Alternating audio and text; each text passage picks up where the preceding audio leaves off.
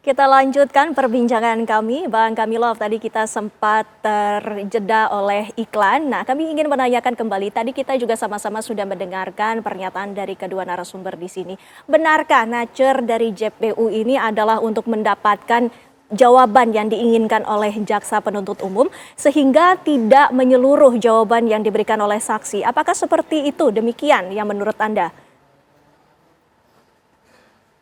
Jadi Mbak Windy, suatu proses persidangan itu biasanya para pihak, siapapun itu dalam persidangan, itu selalu mempersiapkan dengan baik. Baik secara formal dan non-formal, artinya kekuatan-kekuatan data, kekuatan-kekuatan yang sifatnya non-data pun itu ada yang dipersiapkan para pihak. Setahu saya, jaksa dalam bekerja yang profesional, dia sudah mempersiapkan dengan baik karena dia punya tim. Dan tim itu ditunjuk oleh pimpinannya. Sehingga proses-proses di internal kejaksaan itu berjalan dengan administrasi yang sesuai dengan aturan SOP yang ada. Hingga dalam persidangan itu ditunjuk siapa sebagai ketua dalam pimpinan kejaksaan itu supaya bisa mengikuti persidangan itu. Menurut saya, peristiwa-peristiwa yang ada di persidangan ini yang dilakukan oleh jaksa maupun advokat itu merupakan suatu proses persidangan yang normal menurut saya. Kenapa saya sebut normal? Karena itu ada di ruangan sidang. Nah, di ruangan sidang ini sebenarnya hak-hak yang paling utama yang bisa mengatur itu adalah rekan-rekan kita dari katakanlah di sini hakim atau ketua majelis hakim. Karena itu di Peraturan Mahkamah Agung nomor 7 tahun 2016 itu Mahkamah Agung mengeluarkan tentang tata cara dan etika persidangan di pengadilan. Salah satunya adalah menghormati hakim, berpakaian sopan, tidak membuat keributan, mengikuti prosedur, dan menghormati pihak lain. Jadi kalau kita lihat poin-poin ini, seharusnya para pihak yang dalam bersidang itu melakukan hal ini.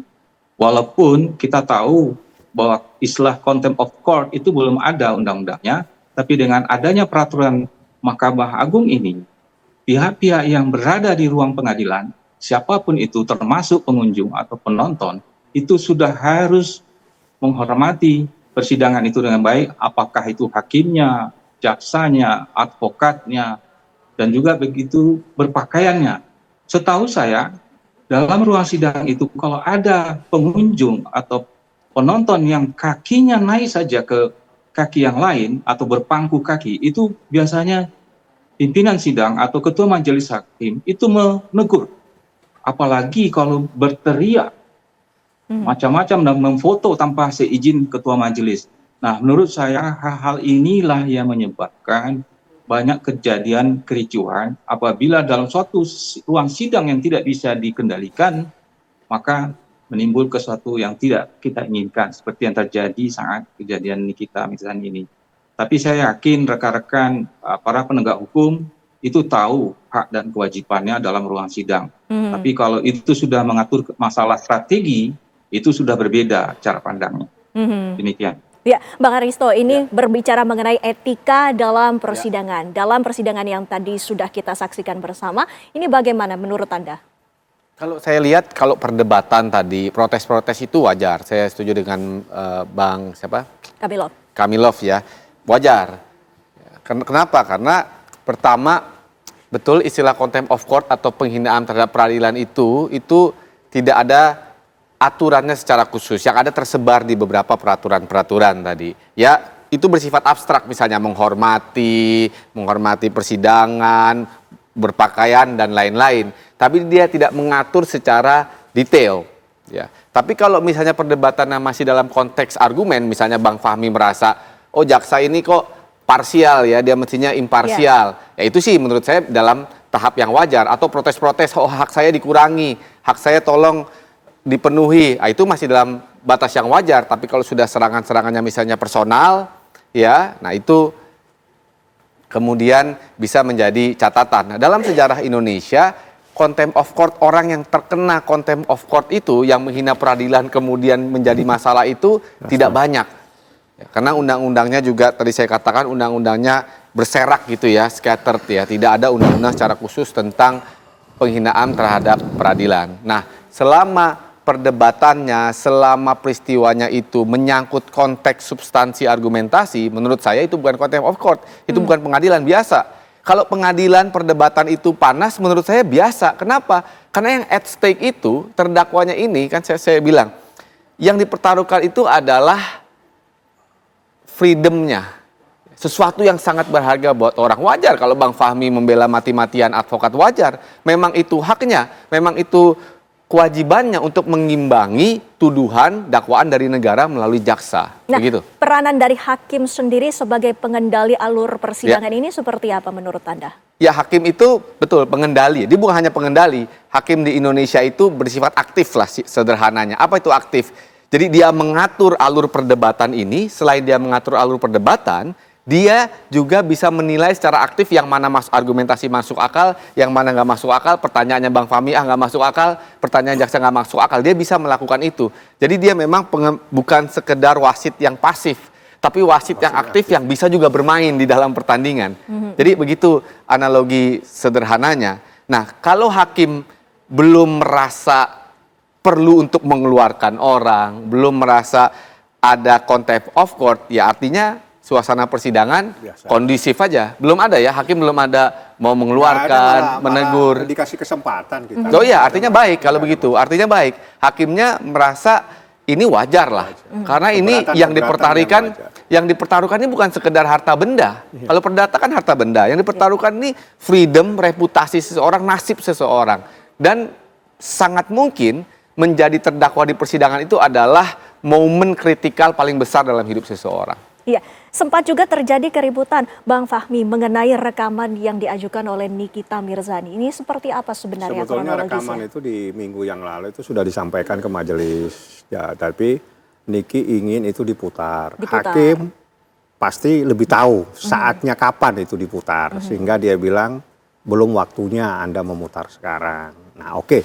Sehingga minggu kemarin, jadi itu kan minggu yang lalu, minggu kemarin kita minta diputar kembali, hakim belum.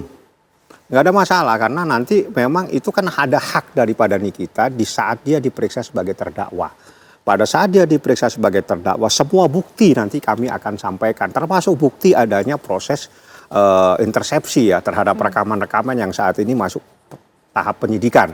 Itu semuanya ada bukti sama saya. Termasuk bukti endorse dan sebagainya kami lengkap. Itu nanti pada saatnya. Jadi apa yang dilakukan oleh majelis hakim itu masih dalam koridor yang benar. Tapi sepertinya Nikita kecewa dengan bukan, itu karena dia ingin ini terungkap. Terungkap lebih dulu sebelum proses. Terlalu lama harus menunggu dia diperiksa. Itu yang menjadi problem. Jadi ini persoalan waktu. Waktu kapan data ini harus terungkap. Tapi sudah dijelaskan kepada Sudah, kita. jadi dijelaskan sehingga saya pikir ya sudahlah itu menjadi haknya majelis hakim. Yang jelas, yang terpenting itu adalah perdebatan yang antara Niki. Itu adalah dalam koridor yang benar. Hakim juga yang mengetahui dan hakim juga tidak mempermasalahkan. Di saat Niki protes, di saat saya protes, hakim juga tidak melarang kami protes. Artinya apa yang disampaikan Niki itu masih dalam koridor yang benar dalam proses hukum. Di mana hak Niki sebagai seorang terdakwa ingin kebenaran itu diungkap oleh saksi. Hakim juga tidak melarang kami, hakim juga tidak mempersoalkan keberatan ini. Nah disitulah terjadi perguliran, terjadi perdebatan, tolong saksi ini jangan dipotong-potong. Itu saja intisarinya kemarin. Perdebatannya itu di situ dan hakim tidak melarang kami protes. Artinya itu masih dalam koridor yang benar. Seperti Nah, itu. sementara di lain pihak bagaimana peranan dari jaksa yang dirasa dirugikan oleh Nikita ini? Ya, jadi yang saya katakan tadi, jaksa itu bertanya, mendapatkan jawaban tidak sesuai dengan selera. Tapi sesuai dengan koridor pula. Ya itu urusan mereka, yang jelas ditanya jawabannya beda langsung dipotong. Sehingga saksi ini tidak bisa meneruskan apa yang ingin disampaikan. Sehingga Niki bilang, dok jangan takut dok. Dokter jangan takut, buka dok, buka. Itu Niki punya mau. Itulah yang terjadi perdebatan sehingga begitu jaksa melarang saksi untuk menyampaikan jawaban, dipotong sama jaksa, kita masuk juga memotong. Jangan takut dok, buka. Itulah yang terjadi sehingga Baik. itu seperti orang yang lagi berantem. Padahal itu adalah argumentasi kami, tolong saksi ini jangan dilarang untuk berbicara kebenaran di dalam sidang. Baik, kita konfirmasi Bang Kamilov, ini bagaimana tanggapannya yang tadi sudah disampaikan oleh kuasa hukum. Sepertinya pun dari hakim sendiri juga tidak ada pelarangan terhadap jaksa penuntut umum saat memberikan pertanyaan kepada saksi, Bang Kamilov.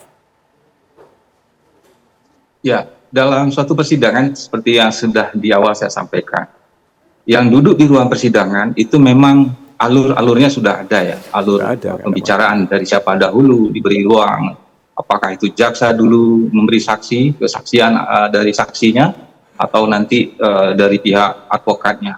Jadi alur-alur inilah yang kita hormati dalam suatu persidangan. Nah, yang kemarin dalam peristiwa ini jaksa mempunyai saksi dan saksi ini menurut pihak rekan sebelah itu tidak sesuai dengan harapannya. Padahal dalam suatu persidangan harapan itu di dua belah pihak itu punya harapan masing-masing. Nah, harapan jaksa dia punya tujuan yang sama seperti tujuan yang diharapkan oleh rekan dari sebelah. Tapi itu belum tentu bisa menjadi suatu hal yang dianggap positif gitu ya. Nah, sehingga dalam peristiwa yang kemarin terjadi itu sebenarnya adalah bagaimana bisa mempengaruhi saksi yang dimiliki oleh jaksa ini bisa mengarah poin-poinnya untuk menunjukkan kepentingan-kepentingan yang diharapkan.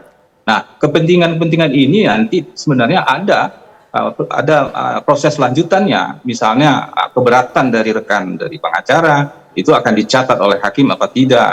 Tapi dalam proses yang kemarin itu terjadi ya istilahnya debat kusir ya antara para jaksa maupun dengan advokat. Menurut saya ini perlu kita koreksi ya. Apabila memang di situ ditemui misalnya jaksa bekerja tidak profesional, itu ruang lingkup untuk dilaporkan dia bahwa perilakunya tidak sesuai, itu rekan dari pengacara bisa laporkan ke komisi kejaksaan atau Jamwas. Tapi menurut saya selama yang dilakukan proses yang terjadi dalam ruang sidang itu adalah proses-proses yang biasanya dalam suasana yang betul-betul merebut bahwa saksi ini harusnya bisa menjadi saksi mahkotanya dari pihak sebelah, tapi ini merupakan saksi mahkotanya dari pihak sebelah sini gitu. Jadi menurut saya ini hanya suatu perebutan yang menurut hakim pun mungkin ya, menurut hakim saya nggak tahu persis hakim. Kalau bisa hakim di situ hadir dengan melihat kondisi seperti itu, dia bisa mengarahkan bahwa maaf, Anda belum bisa menyampaikan, nanti saya catat atau tunggu dulu atau apapun lah supaya hakim bisa melihat alur-alur ini berjalan dengan tertib. Nah, namun sayang kemarin peristiwa ini menjadi peristiwa catatan mahal buat katakanlah media sehingga terjadi kericuan seperti itu. Menurut saya ini belum masuk ruang lingkup kericuan yang lebih besar ya, artinya ruang lingkup seperti yang sudah terjadi selama ini.